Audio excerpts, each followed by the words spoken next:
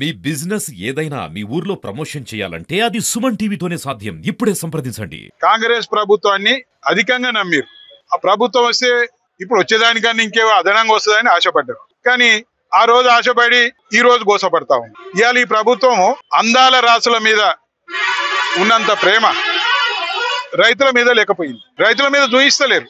ఇలా అందాల రాసుల మట్టి నాయకులు, ముఖ్యమంత్రి వగైరా వగైరా ప్రభుత్వం అంటే వెంటబడి తిరుగుతుంది.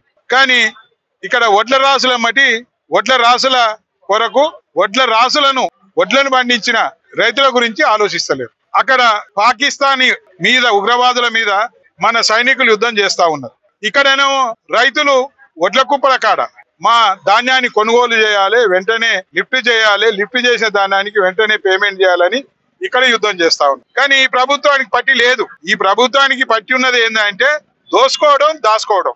ఈ ప్రభుత్వ పాలన ఎట్లా ఉన్నది అంటే రాక్షస పాలన, రాబందుల పాలన, కమిషన్ల పాలన, వసూళ్ల పాలన. దీన్ని అంతా చూసి కేసీఆర్ గారు ఈ ప్రభుత్వం ఫెయిల్యూర్ ప్రభుత్వం అంటే మా ప్రభుత్వం ఎట్ట ఫెయిల్యూర్ ప్రభుత్వం, మాది పాస్ అయింది ప్రభుత్వం అంటూ 100 పాలు మీ ప్రభుత్వం పాస్ అయింది. దేంట్లో పాస్ అయింది అంటే దోపిడీలో పాస్ అయింది, కమిషన్లు తీసుకునే దాంట్లో పాస్ అయింది.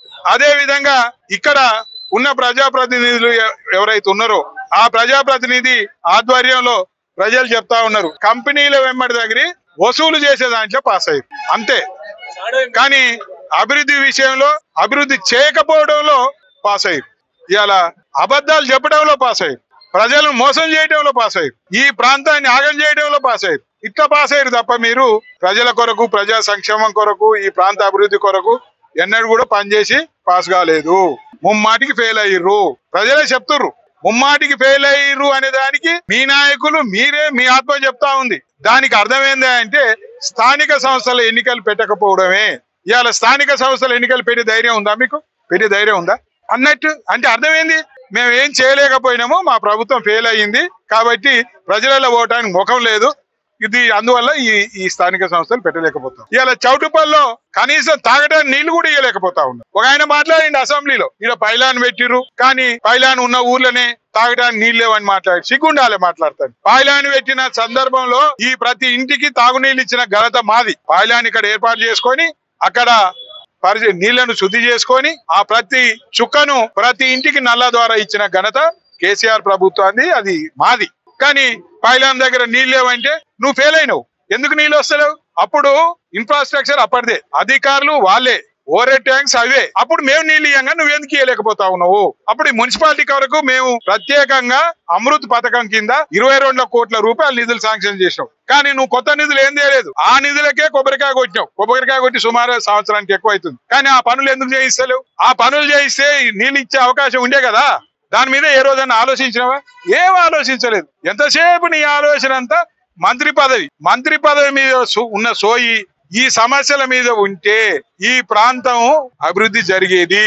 ఈ ప్రాంతంలో ఈ సమస్యలు ఉండేటివి కావు. కరెంటు విషయంలో చూడండి, అప్పుడు నిండుగా కరెంట్ ఇచ్చినాం, 24 గంటల కరెంటు. అదే ఇన్ఫ్రాస్ట్రక్చర్ కదా, అదే యంత్రాంగం కదా, అదే గ్రిడ్ కదా, అవే ట్రాన్స్ఫారాలు కదా. నువ్వు కొత్తగా చేసింది ఏంది? మరి అవి ఎందుకు నిండుగా కరెంట్ ఇవ్వలేకపోతున్నావు? ఇప్పుడు ఏ గ్రామం వెళ్ళినా రైతులు కరెంటు మోటార్లు కాలిపోతా ఉన్నాయి, ట్రాన్స్ఫారాలు కాలిపోతా ఉన్నాయి. ఇలా ఆగమాగం అవుతురు. రోజుకు 10 సార్లు కరెంట్ కట్ అవుతుంది. అంటే మీ నిర్లక్ష్యం, మీ అసమర్థత, మీ పాలన విధానం. ఇలా ఎవరిని అడిగినా చెప్తారు అప్పుడు తుక్లక్ పాలన అన్నారు కానీ మేము చూడలేదు. మరి ఈ పాలన చూస్తా ఉంటే నిజంగా తుక్లక్ పాలనగానే మేము భావిస్తా ఉన్నాం అని చెప్తా ఉన్నాం. వీళ్ళు చేసే పాలన తుక్లక్ పాలన. దానికి అర్థం ఏంటంటే గిన్నె ఈ కొండూరు పోయే రోడ్డు ఉంది, ఒక ఆయన వస్తాడు, ఇది 100 ఫీట్లు చేయాలని ఒక ఆయన అంటాడు. తెల్లారే 100 కాదు, ఇది 100 కాదు 60 అంటాడు ఒక ఆయన. 60 కాదు 50 అంటాడు ఒక ఆయన. ఎమ్మటే డిస్మెంటల్ చేయాలంటే అంటే ఒక ఎమ్మెల్యే అనేటోడు ఒక స్థిరమైన నిర్ణయం తీసుకొని అధికారులకు ఆ నిర్ణయాన్ని చెప్పితే అది అమలు జరుగుతుంది. కానీ నీ దగ్గరే నిర్ణయం స్థిరంగా లేదు అంటే పిచ్చి తుక్కులకు పాలనను నువ్వు మార్పిస్తా ఉన్నావు. నువ్వు పిచ్చి తుక్కులకు పాలన చేస్తా ఉన్నావు. రోజుకో మాట, పూటకో మాట, తెల్లారో మాట, మళ్ళీ దూకితే మాట. ఏ మాట మాట్లాడతాడో అర్థం కాదు. ఒకసారి మొత్తం ఇక్కడనే ఉంటా, నిత్యం ప్రజల మధ్యనే ఉంటా అంటాడు, తెల్లారే గ్యాప్. ఇది ఆయన పాలన. దీన్ని బట్టి ఏంటంటే ఈ గోపాల్ పాలన పిచ్చి తుక్లక్ పాలన. పిచ్చి తుక్లక్ పాలన చమర గీతం పడటానికి దగ్గరలోనే ఉన్నది. రేపు స్థానిక సంస్థల్లోనే నీకు ధైర్యం ఉంటే స్థానిక సంస్థలు పెడితే మున్సిపాలిటీ ఎన్నికలు కానివ్వండి, జిల్లా పరిషత్ ఎన్నికలు కానివ్వండి, గ్రామ పంచాయతీ పెడితే నీకేమంటే అర్థమైపోతుంది. ఇక్కడ గమ్మత్ ఏంటంటే అప్పుడు నేను తెచ్చే నిధులు కూడా ఖర్చు చేయలేని పరిస్థితులలో ఉన్నారు. అప్పుడు నేను ప్రతి కమ్యూనిటీ హాల్స్ అన్ని సాంక్షన్ చేయించిన. తంగడపల్లిలో Rajaka community hall, Gowda community hall, SC community hall, చౌటుప్పల్లో ప్రతి గ్రామంలో ఇలా దండుమాల కబుర్లు రెడ్డి కమ్యూనిటీ హాల్, ఏది గోపిగాడు, ఏది ఇంటిగ్రేటెడ్ మార్కెట్ ఒకటా రెండా, ఈ చెరువు సుందరీకరణ, గాంధీ పార్కు డెవలప్మెంట్ ఇవన్నీ చేసినాం. ఆ పనులు కూడా చేయలేకపోతా ఉన్నాం. ఇవాళ దీనికి అంత అర్థమైంది మీ చేతగాంతనం. అందుకనే ఈయన ఏమంటాడు ఊ అంటే నా పాలన బేస్గా ఉన్నది, నేను రాజీనామా చేయటం వల్ల ఇవన్నీ నిధులు వచ్చినాయి అని చెప్తాడు. నిజంగానేనా నువ్వు రాజీనామా చేస్తేనే నిధులు వస్తే ఇప్పుడు ఒక్క రూపాయి కూడా నువ్వు అధికారం నుండి ఒక్క రూపాయి కూడా తీసుకురాలే కదా, మళ్ళీ ఒకసారి రాజీనామా చేయరాదు, నిధులు వస్తాయి.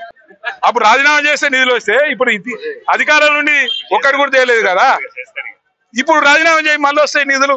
ఈ ప్రాంతానికి శని పోతుంది.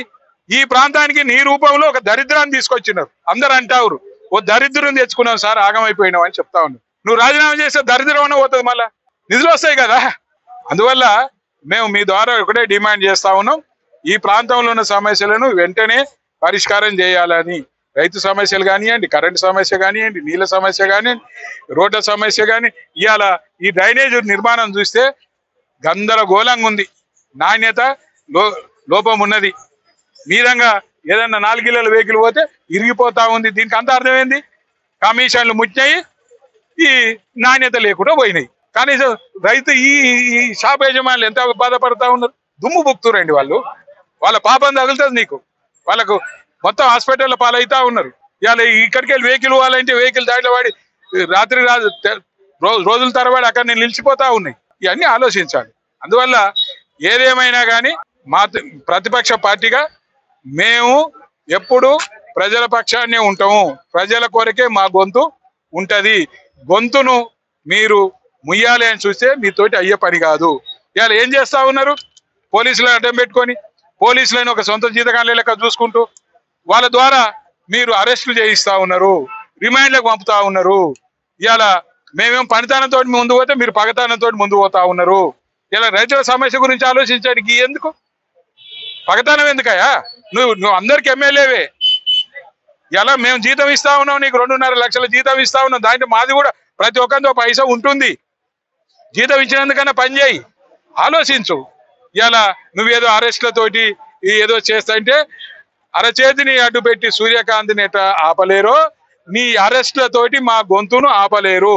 మీరు చేసిన తప్పును తప్పనిసరిగా ఎలుగెత్తి చాటుతాం, ప్రజలకు తెలియజేస్తాం, వెంటాడుతాం, వేటాడుతాం. తప్పనిసరిగా ఈ సమస్యల పరిష్కారం తీసుకొస్తాము.